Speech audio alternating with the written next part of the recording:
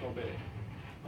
But in short term, it's going to be, you know, maybe the answer in those rural areas is, say, you know, there's a Girl Scouts of the USA scout troop that you can go join. Maybe that's the answer, okay? And you know, we've got a lot of great relationships with Girl Scouting right now at the local level here. We don't want to mess those up. You know, right now I know of a couple of places where there's a Boy Scout troop and a Cub Scout pack and a Girl Scout troop that meet on the same night at the same church, and it's been working. And so they shouldn't change anything there. You know, they should stay all boy, keep their Girl Scout program going. There's no sense, you know, throwing some kind of wrench in the works. But that's not always the case. I think in most cases, y'all probably have families who have parents, families who have daughters, and those daughters aren't in Girl Scouts. They're not in anything. And maybe this is an option for them to get connected in to a character education program that's quality, that's going to help them grow up and become an awesome person. John? So you got boy dens or boy cub packs, you got girl cub packs, you got family cub packs. When those books hit the streets come August, what is the name going to be on the top of this? Are we calling this just Cub Scouts? Yeah, it's Cub Scouts. It's just Cub Scouts. Yeah, so, and it'll be one handbook for no matter what. So they talked about it a little bit in the video, but they're doing handbook revisions anyway because of the color change, believe it or not. And so they're at the same time going to make those Cub Scout handbooks essentially gender neutral, where a kid reading that it's not going to say, you know, it's not going to just reference boys. So they'll be written for anyone who picks it up, boy or girl.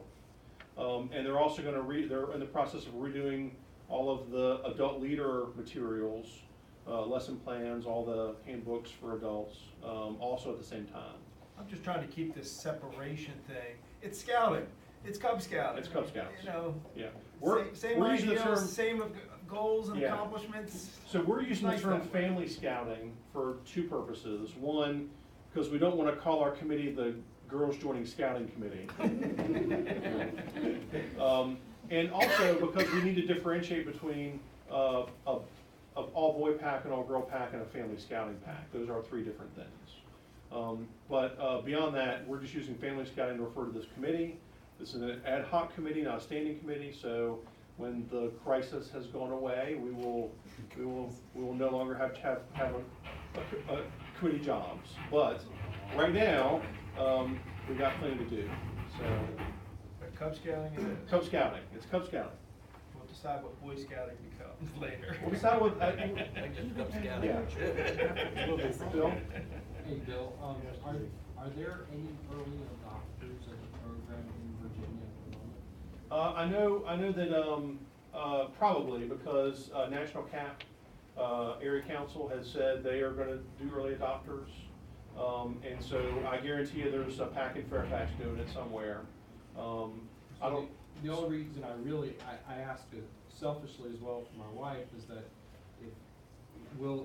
potentially will there be some girl cubs coming to Cub Adventure Camp this summer as a pack? That's a good question. There might, but again, we're basically ready for girls at Adventure Camp and Fine. Just curious. Yeah. More than I had actually. but it would also be interesting that if we do find one, that we can get them to some liaison training that they've already been through and get them to talk to us about their troubles. And Yeah, that'd be great. Can I ask Mark Larson, I think, to speak directly to that? He shared an email with me recently that he has friends in councils that have adopted early. What can you share that? Well, they really haven't gotten to the point yet, but they're enthusiastic about it. Not a whole lot that they know yet. It's just been, they just got started. That's fair, but we do intend to mine whatever they've learned, pro and con. Oh, absolutely. Learn everything, don't reinvent the wheel any more than we have to. You know, we didn't say no to being an early adopter council because we think it's a bad idea. It's a great idea. We just are selfish and want to steal, you know, We want someone else to be the guinea pig. But it's a great idea to have, you know, it start early so you can kind of see how it goes, and they'll have lots of lessons learned through that. Stuff that we aren't gonna think about. So, other questions? Yes, sir. One of the, I think I know the answer to this too, I just want to clarify. One of the camping questions, girls who come to camp as a relative of somebody on staff or a boy that's attending camp, that intend to join Scouts in August 1st, can they get credit for the program that they've gone through for advancement? I think the short answer is no. I think so. Yeah, because we're not letting, you know, Girl Scouts, we're probably not gonna let Girl Scouts bring stuff. You gotta be in the program, registered for your advancement to count. So once they get officially registered August 1, it'll count. It does put them at a little disadvantage, to boys who are in Cub Scouts in the same grade level who are there, but no different disadvantage to a boy who joins new in the same grade level that fall. I'm just anticipating, 'cause I know that a lot of our packs send boys to get a head start on the next program year. Right. And then we intentionally, you know, it's not supposed to be about, you know, And things that's, like that. yeah. But that's what they want, so that's what we provide. I understand. And it's a great question. I do feel like day camp and adventure camp should be about fun, and you shouldn't be talking about badges with kids at those events, because there's so much fun stuff to do. If they learn something that counts, great, but that's just a personal philosophy. I agree. Carl? Speaking to Tim's question, we will not be advancement police. So the units are controlling their own advancement. In Cub Scouting, there's no Eagle Board of Review that's gonna look at what they did. That's true. We would expect everyone to abide by the Scoutathon law and do what's right. So in Cub, this is a question, I know the answer, but in Cub Scouting, who is it that signs off on the young person's advancement? They're Aquila. Yeah.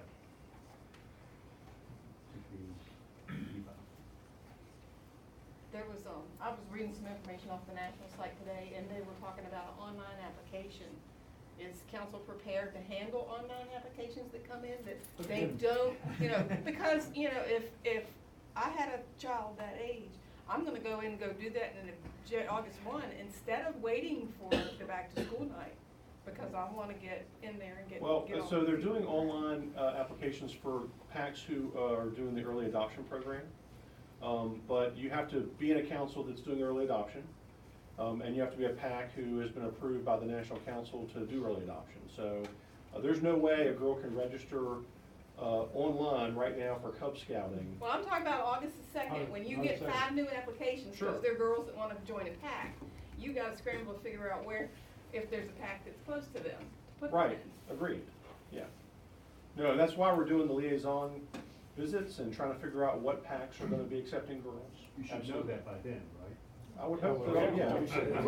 We'd be better. We will. That's the goal. But, That's the goal. so, in the timeline, and I know this is probably jumping ahead, is there a point where the beascout.org is gonna have that open to boys, open to girls pack information? So what they've told us is that each local council decides when they're gonna start accepting, because school starts different times in different places. There's places where they do year-round school.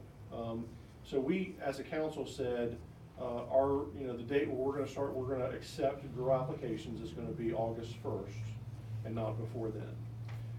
We only took about 30 online applications through bscout.org this year. PACs just don't update their pins. And most PACs are running around with an inactive pin. It's not set up to accept online registrations anyway.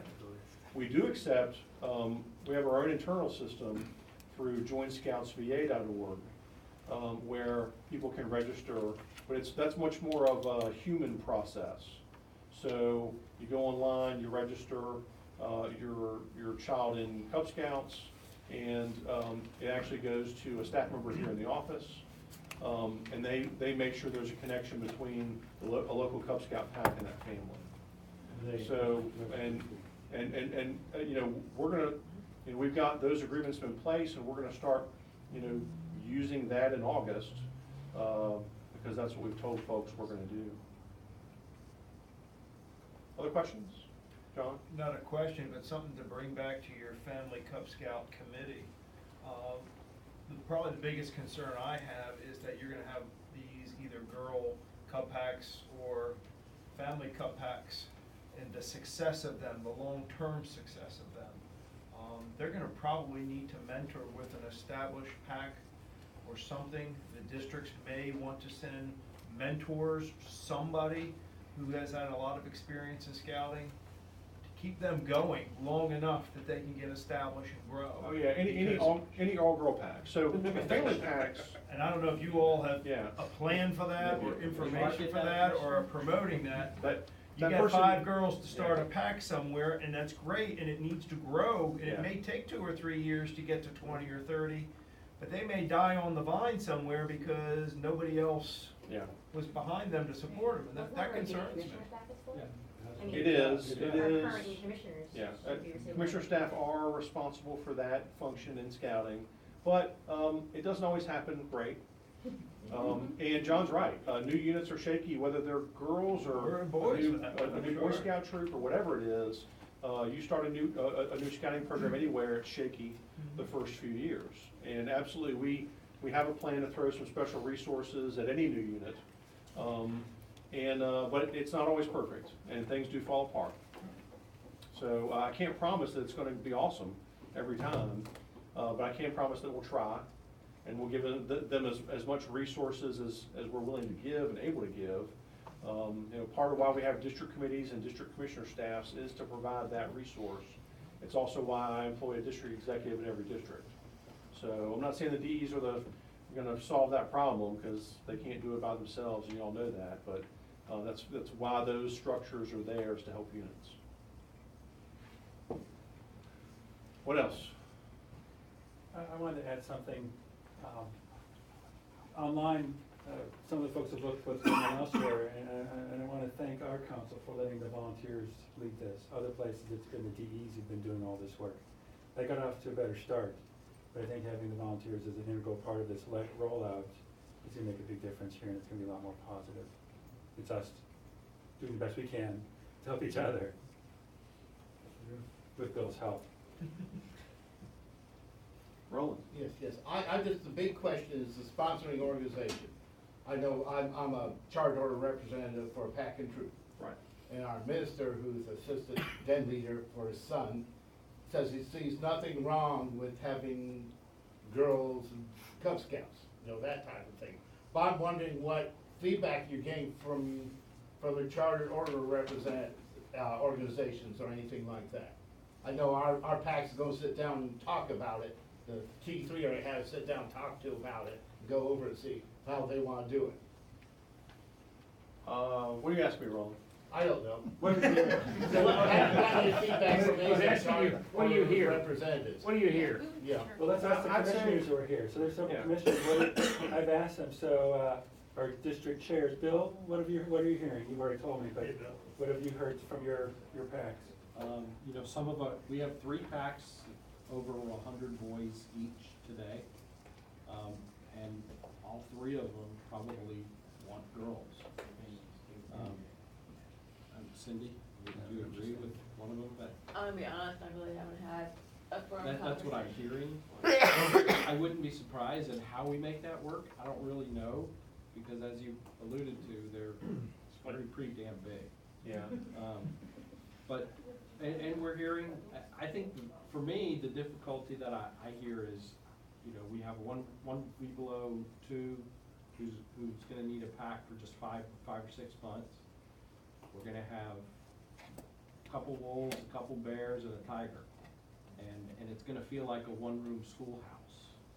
But you And can't that's the register biggest them. issue that I see so far. It's just like starting up any other pack, Yep. Doug, that's what it boils down to. Doug, what are you hearing in Capitol? Well, I've talked to a few troops and a few people, but it's mostly positive, but how it's gonna play out, we We have, have no details. no, we gotta get the details. Mike, what about Mayor Haddock? We've heard, I've talked to a couple of PACs, and I've talked with the charter organization rep of the two largest PACs, and all the feedback's been pretty positive, but all four of them are pretty much on board. Yeah, that's what I've been hearing. I think if I was gonna say what we're hearing in general, it's probably most of our Cub Scout packs are saying we're gonna be family packs and add all-girl dens to our existing all-boy pack. I think the biggest thing that everybody's asking is space and Yeah. space problems, and It's space. most of it's solvable. Rivers, did you guys wanna add anything else? You have a I special think I've problem? kinda told you our concerns. Yeah. We've talked to a lot of units. I think they're all on board, but we're very concerned because our average pack is 12 to 15 boys, so. And I apologize, I don't know all the commissioners and district chairs. Are there any other districts represented? I'll just add my 2 cents. The pushback that I've heard is not against having girls in the program. It's the fact that they've already got established, well-run Girl Scout USA programs that complement the Boy Scout or Cub And I Scout heard that programs. clearly in So Catholic. I know there are 3 of them that have said not yet. Yeah, and So- that's a great reason not to do it. And I think if a charter organization says, we're already providing a good comparable program for our girls, then great, that's their choice. We haven't heard anyone say that, anything beyond that as to why they may not be, may stay an all-male Cub Scout pack. So, but I'm sure we're gonna have plenty of Cub Scout packs that decide to stay all-male, and that's fine. It's just the only challenge it's gonna create for us is for John's membership committee when we come to Joint Scouting Night and, how we're gonna make sure those girls have a place to be.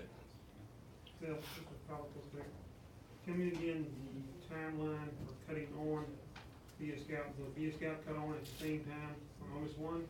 We'll cut on a couple weeks before. I don't know, so they haven't told us all that. You can watch the rest of that video and see how they're doing it for the early adopter packs. But for most councils, I'm not exactly sure how that's gonna happen, but we'll find out. And as we get information, one of the promises we're making to everybody is that we're gonna put it on our council's family scouting page as we get information, make it available. As long as the National Council tells us we can. If they have something that's secret that they don't want out there, we'll tell you about it in this room, but we may not put it on our website. So, and so we're not totally sure about the video that you got the link to, if we're allowed to put it on our website or not, but it's out there on the web, so we probably will. And I want to follow up on, if you didn't hear it, Mark said not yet. So remember, a PAC can say no now, but they can change their mind in the future if it's more possible, or they've seen other units have overcome the obstacles they're experiencing. They can change their mind in the future. If they want to change their mind the other way and start with girls and then say no later, but presumably, I don't know how that even works, but. I would expect that it'll go the same way the Lions program went. If you had a few packs last year that took it on, this year there's a lot more, and it's gonna grow from there. Well, the one difference with Lions is, with Lions, we actually said if there's no pack at this school who is recruiting, who is accepting Lions into their pack, then we're not gonna tell the kindergartners they can join, okay? And so that's one difference. We're not gonna do that with girls. We're gonna tell girls that they can join, and they're gonna get flyers, invited to come to that Joint Scouting Night. So, we're gonna make sure we've got a place for them to go, so we're not, really making parents mad. But that is a difference. We, as a group, decided we're gonna reach out to girls in every elementary school. Thank you all for coming. There'll be more information that we'll be passing out. I'd like to thank Henry, Charlotte, Bill for making the presentation, and thank you again for coming. I'll end up by finding out, I belong to part of the Area 7 committee, which is other councils, and as I find out, and a number of them I know are early adopters, and as I find out what successes they're having, I will end up by passing it along to this committee, so we can pass it on to you to tell you, this is how it's worked in, let's say maybe the Okanichi Council or something like that, what they've done is not well. Thank you very much, thank you for coming, and we'll be sending you more information. Good luck. Thank you.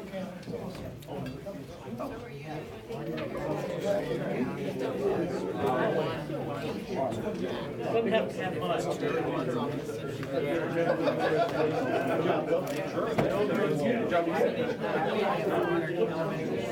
Sure.